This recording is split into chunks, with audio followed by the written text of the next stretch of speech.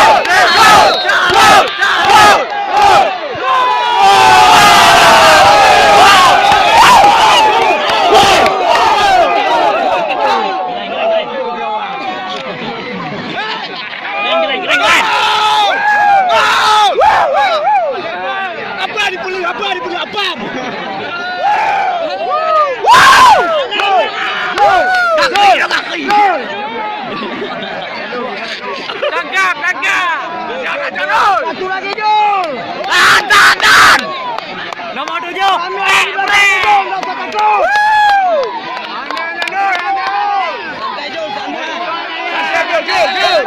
Woi, Benjong. Wah.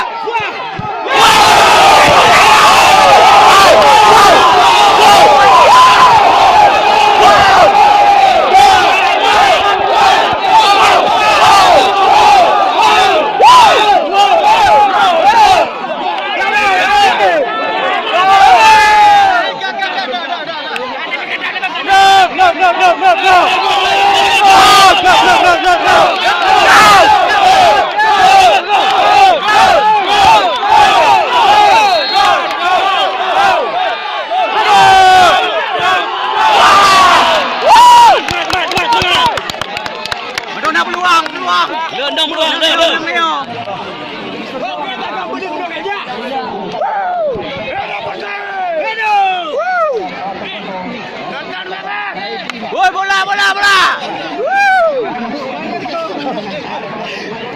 Kami pun nak menang kamu kah? Mana boleh menang ni? Mana bola? Menang kamu. Menang bodoh. Membuang aja.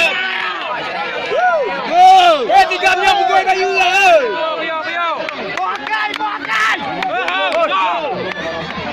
Lawan lapan. Mana suara Persis?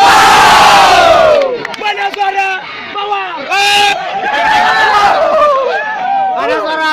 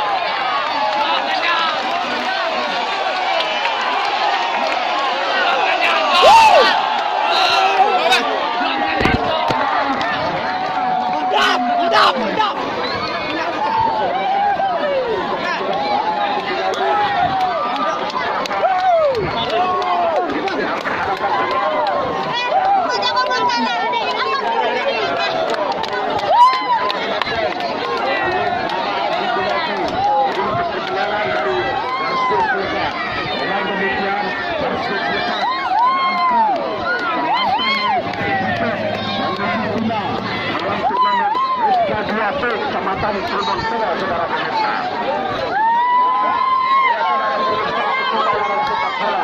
Dalam masa Yusuf Guru di lapangan Persela KMC Abang Rimba.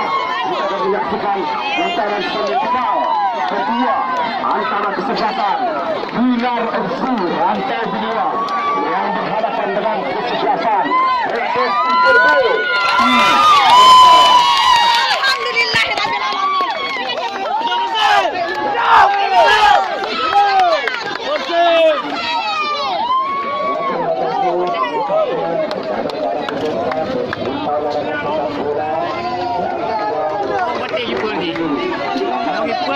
Lu kiper putra junior.